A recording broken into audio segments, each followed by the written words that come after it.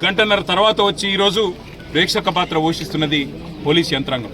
ముందుగా ఇక్కడ ఎస్ఐని సస్పెండ్ చేయాలా, బాధ్యులైన పోలీస్ అధికారుల మీద కూడా చర్య తీసుకోవాలా, అవసరమైతే ఎస్ఐటీ కానీ లేదా జ్యుడిషియల్ ఎంక్వైరీ కానీ ఆర్డర్ చేయాలా, ఈ ప్రాంతాన్ని కల్లోలిత ప్రాంతంగా డిక్లేర్ చేయాలా. దాంతోపాటు మంత్రి జూపల్లి కృష్ణారావు గారిని వెంటనే బర్తరఫ్ చేయాలని చెప్పి కూడా నేను రేవంత్ రెడ్డిని డిమాండ్ చేస్తూ ఇంకొక మాట కూడా నేను విజ్ఞప్తి చేస్తా ఉన్నా.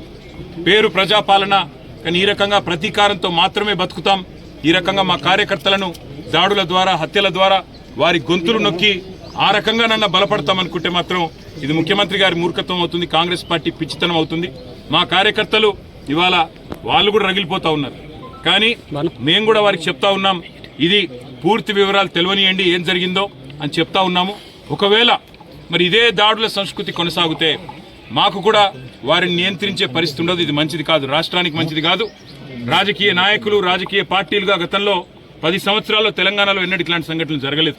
మరి ఇట్లాంటి సంఘటనలు, ఇట్లాంటి దారుణాలు, ఇట్లాంటి హత్యలు, వీటికి ప్రభుత్వం కనుక వెంటనే స్పందించి చర్యలు తీసుకోకపోతే ఎక్కడ జరిగినా ఇట్లాంటి కార్యక్రమం మేము కూడా వేల సంఖ్యలో పోతాం. అవసరమైతే మరి అక్కడి మంత్రులు కానీ, అక్కడి నాయకులు కానీ వారి ఇళ్లను ముట్టడించడానికి కానీ అవసరమైతే ఎంత దూరం అన్నా పోతాం, కార్యకర్తల్ని కాపాడుకుంటామనే మాట కూడా తెలియజేస్తూ ఇవాళ మరణించిన శ్రీధర్ రెడ్డి గారు, హత్యకు గురైన శ్రీధర్ రెడ్డి గారికి పాపం ఒక పెద్ద మనిషి, వారి తండ్రి 80 ఏళ్ళు, ఆయన బాధపడుతుంటే, ఆయన ఏడుస్తుంటే చెట్టంత కొడుకు కళ్ళ ముంగట పోయి ఇవాళ ఆయన ఏడుస్తూ ఉంటే ఆయనను సముదాయించలేకపోతా ఉన్నాం.